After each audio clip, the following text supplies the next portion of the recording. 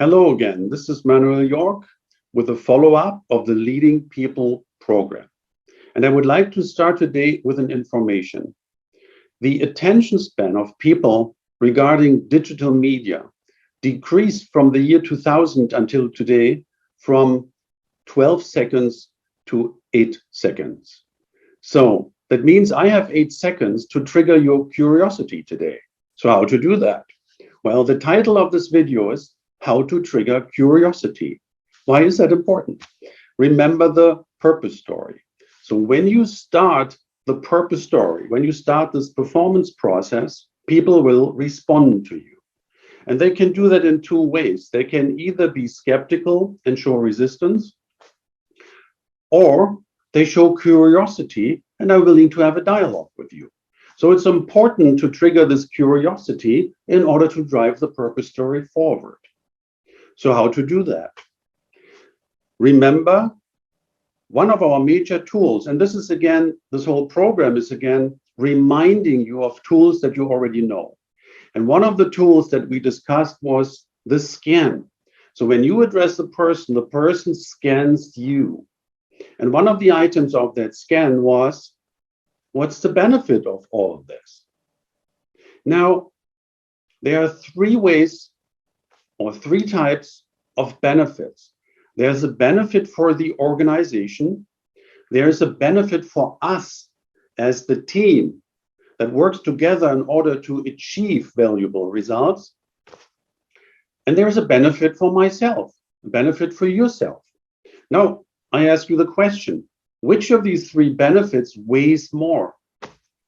Of course, it is the benefit for myself, the benefit for yourself. So how to approach and to tap into the benefit of the other person in order to create curiosity? There is another tool. There are actually 5 different ways of tapping into the benefits or the perception of benefits for people. Remember the tool, all right, with these 5 different personality traits. Do you remember which they were? Order, relationship, achievement, innovation, and territory. So there are 5 different ways of perceiving benefits. 5 different types of people have a different way of understanding what's beneficial. And now the next step is to find the right words to communicate the benefit to these different types of people. So what we do right now in order to create curiosity is we combine various tools. All tools that you already know. We combine the scan, the sense of benefit, the all right model, and finding the right words to address different people. Now assume you talk to an order-oriented person. Let's call him George. And you would say, George, we have a new assignment and I want you to be part of it. And I tell you what, it is totally new. So how would George, the order-oriented person, react to that? An order person hearing there is something new would say, new? He would make that face and say, new? What does that mean? And is the old stuff not good enough? So what's it all about? So he would be kind of confused, irritated. And he would kind of be slightly resistant and slightly skeptical.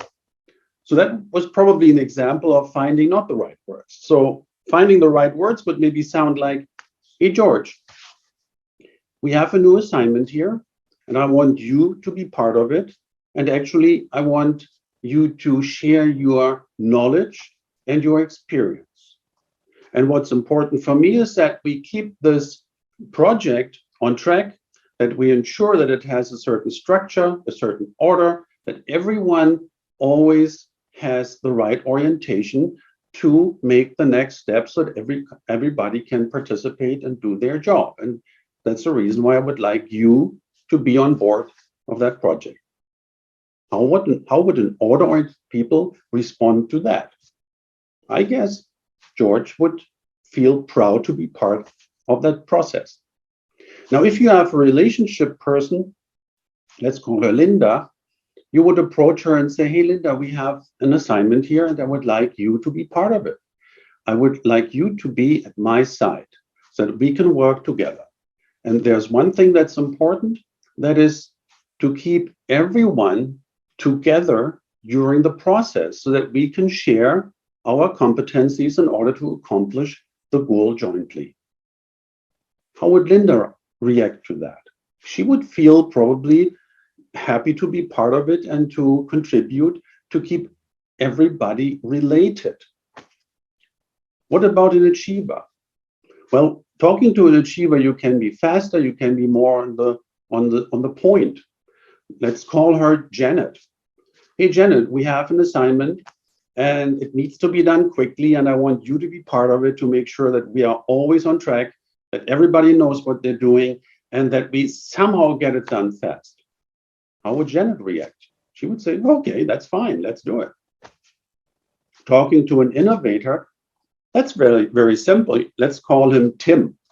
You would say, hey, Tim, we have a new assignment. And I tell you what, totally new. And I want you to be part of it. Would that trigger his curiosity? Immediately. Now, a territorial person for most of us is probably the most challenging of these 5 types. And let's call him Tom.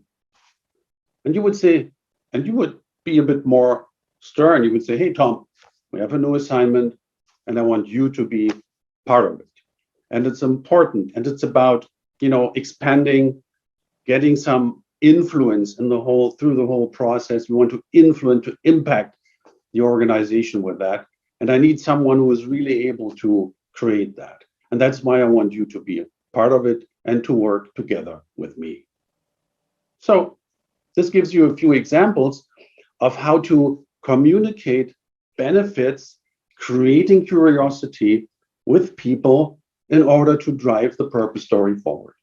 And now what I would like you to do is to, during the next days, find a situation, find people that you talk to where you purposely want to trigger curiosity through this process. And and then take a look at what kind of personality that is, find the right words, and watch and observe the responses and reactions. And I'm actually very curious to learn what you will experience. So this is it for today. Thank you for hanging in here for this video for more than 8 seconds, and looking forward to seeing you soon again. This is Manuel York for the Leading People program.